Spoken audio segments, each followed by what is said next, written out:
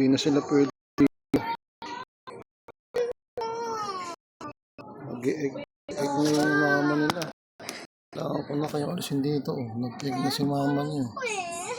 Kailangan ko na kayo alisin dito.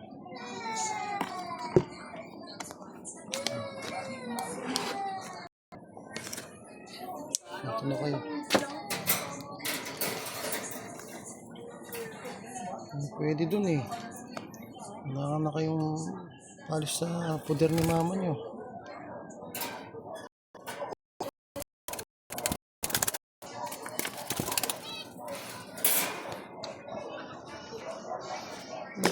Ano yung mama niyo?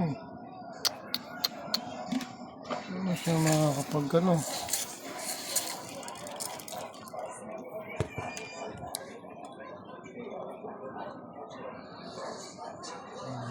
Ito.